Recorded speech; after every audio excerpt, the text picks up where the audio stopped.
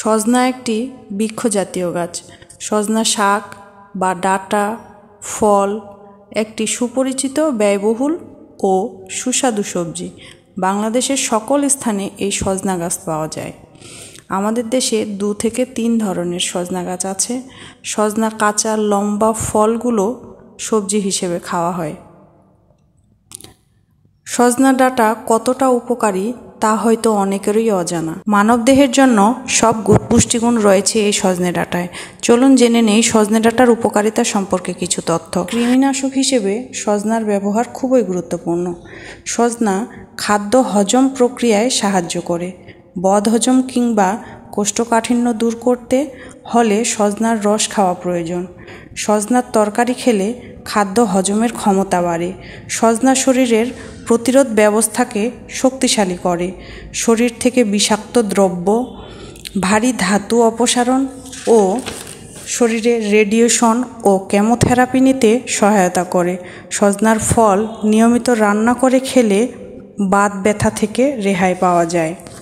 সজনে ডাঁটায় রয়েছে vitamin B complex. এতে রয়েছে ফলেট, ভিটামিন বি6, থায়াসিন, রিবোফ্লাভিন, প্যান্টোথেনিক অ্যাসিড এবং নিয়াসিন। এগুলো শরীরের শর্করা, প্রোটিন এবং চর্বি হজমে সহায়তা করে। এছাড়াও প্রচুর ক্যালসিয়াম, লৌহ, কপার, ম্যাঙ্গানিজ, জিঙ্ক, সেলেনিয়াম এবং ম্যাগনেসিয়াম পাওয়া যায়। বিজ্ঞানীরা পুষ্টির দিক থেকে সজনাকে পুষ্টিকর ডায়নামাইট বলে অভিহিত করেছেন এবং বলেছেন পুষ্টির অভাব দূর হয়, ঔষধি গুণ, সারা বছর ফলন রয়েছে, তাই এটি বাড়ির উঠোনে প্রত্যেকের লাগানো উচিত। আর সজনে ডাঁটা আমরা নানাভাবে রান্না করে খেতে পারি। যেমন সবথেকে পরিচিত রেসিপি হলো সরিষা ও আলু দিয়ে সজনে ডাঁটার ঝোল। এছাড়াও সজনে ডাঁটা ও রুই মাছের ঝোল, সজনে ডাঁটা ও চিংড়ি মাছের ঝোল, সজনে ডাঁটা, আলু ও মসুর ডাল দিয়ে মিক্স সবজি, আরও অনেকভাবে খাওয়া যায়।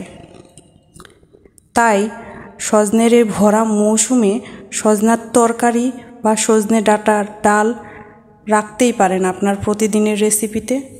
সজনে ডাঁটার উপকারিতা সম্পর্কে কথাগুলো যদি আপনাদের ভালো লেগে থাকে, তবে পরবর্তীতে আমি সজনে পাতা ও সজনে গাছের উপকারিতা নিয়ে আপনাদের সামনে ভিডিও নিয়ে আসব। আর হয়তো আপনারা অনেকেই জানেন সজনে ডাঁটার থেকে সজনে পাতা ও গাছের উপকারিতা অনেক গুণ বেশি।